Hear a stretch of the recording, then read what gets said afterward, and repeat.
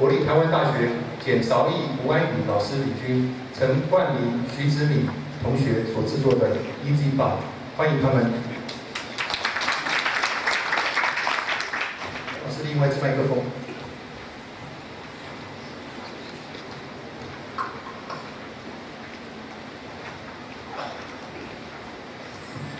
Okay, hi everyone. It seems that I'm the first one to speak English here. We're the makers of EZBud. But as you can see, I am a programmer. But in order to keep myself healthy and in shape, I love to jog at night. And every time when I jog, I love to listen to music, especially the music with very heavy beats.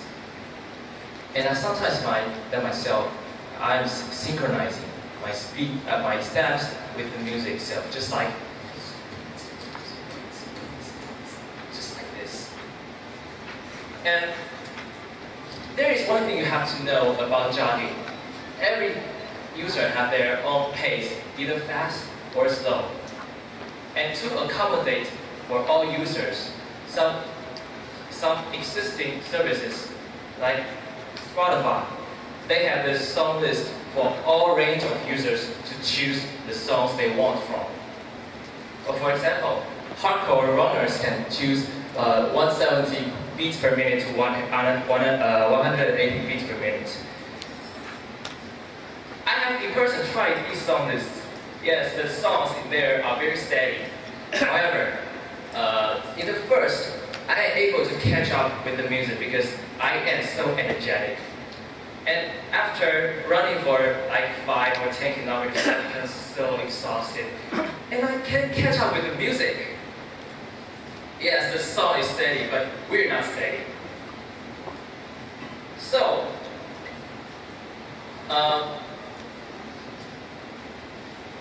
this is the pace recording from the jogging course of 5 minutes. As you can see, the pace of our body ranges from 150 beats per minute to 200 beats per minute. And that's a very big range. No matter what song you choose, it does not fulfill our needs. So, since there are no services providing synchronization between the music and our steps, in the spirit of a maker, we decided to make it ourselves. And that is why I'm standing now here with you. Earphones have been invented over a century ago. However, in the last few decades, there are fewer and fewer improvements made on these earphones, except for the removal of wire or the sound improvement. Today, we want to reinvent the earphones. And let me introduce you the EZBud chip. With this EZBud, we want to synchronize the songs with the pace that you have. We want to transform the song to match it with you, to create a whole new experience in sports.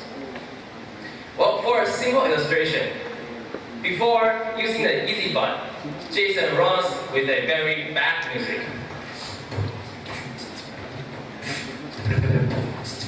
However, with EZBud, we want to synchronize it.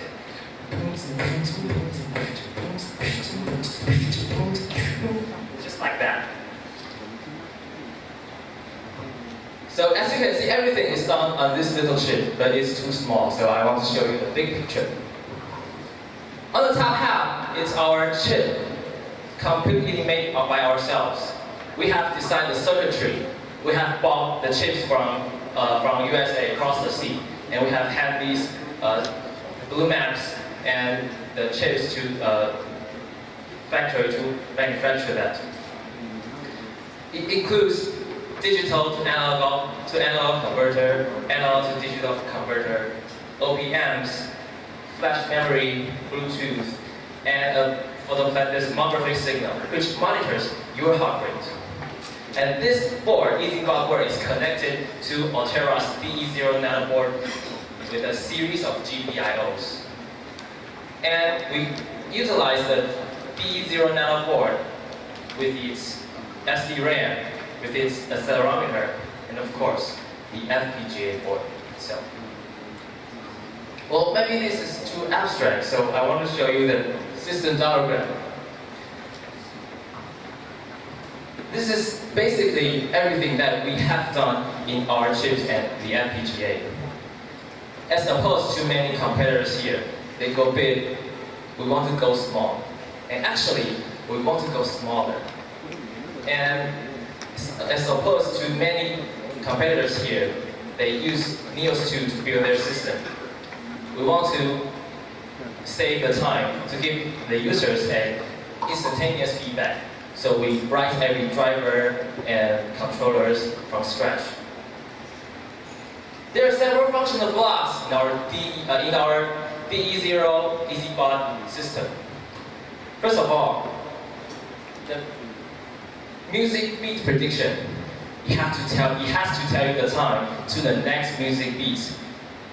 For example, I'm playing through the music and want to find the next point of the beat. And how do we do that? Before we load music into this chip, we calculate all the beat timing. So we have to load them into a table. So in this running time, we only have to look up in the table. The next part is an activity prediction block. This block predicts our activities, such as G sensors or photoplethysmography signal. That means you're synchronizing the music with either your motion or your heart rate. Well, using a series of fast word transform algorithms, we're able to find the main component of that signal, and we can obtain the phase of that signal, so we can predict the time that you're going to step your feet or make hard pose. So we have these two timings, the music prediction time and the action prediction time. It is naive to think that if we can match these two times, if we can make these two timings reach 0 at the same time, then we have performed the synchronization. Well, it sounds pretty great, but think of a scenario.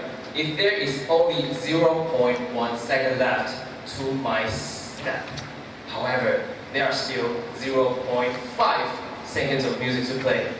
I have to play the music like 5 times faster. The consumers think that, oh, your chip is too bad. Just throw it away. Well, actually, the right thing to do here is called a control system. The phase and the frequencies are fed into the system, and we use the famous PID, or proportional, integral, and derivative controller to perform this task. With this system, we are able to minimize the error between the music and the actions. So the output value will control the playback rate of the music to reach the synchronization, just like phase-up loops. Okay, now we have the playing speed of the music. Let's ask you a question. How do you play music 5 times faster? Well, it's easy for you to say, just flush all the sample points into the speaker in 1/5 of the original time. But our customers will throw our chips away again. Because of what? Because any singer, any male singer would sound like a Mickey Mouse because the pitch will go up. So actually what we are going to do is phase vocoder. With this phase vocoder, we can achieve time compression or extension without pitch shift. We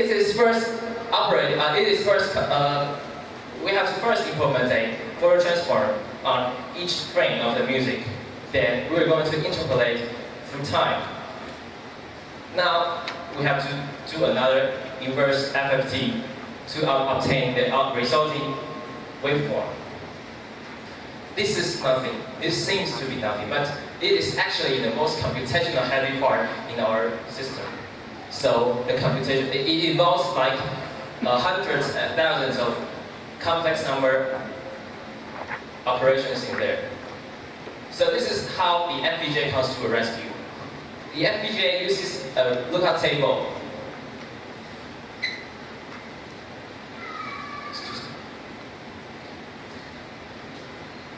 We don't copy the numbers, we look up them in the table.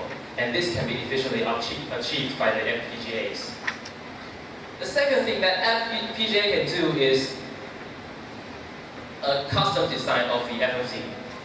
Like this design, we use the radius 2 square single path delay feedback timeline architecture, which calculates the FFT results within O of n time, as opposed to many CPUs that use O of n log n time. This is faster. A third advantage of FPGA is it controls all the peripheral devices simultaneously. So we can control a lot of peripherals like Bluetooth, audio, PPG sensors. Okay, there is one thing to note here. I didn't mention the PPG sensors that we use. This PPG sensor actually it contains a red light LED and a photodiode, which picks up the reflexivity of your skin. If you put it around your artery, and you'll find the reflexivity fluctuates with your heartbeat. So that's how I can get your heart rate. So combining this photoplasmography, accelerometer, and this music, it is EZBud. We wanted to revolutionize the earphone. EZBud, easy sport, easy life. Thank you. We're the makers of EZBud. 好，谢谢我们国立台湾大学的同学非常精彩的演说。那个头。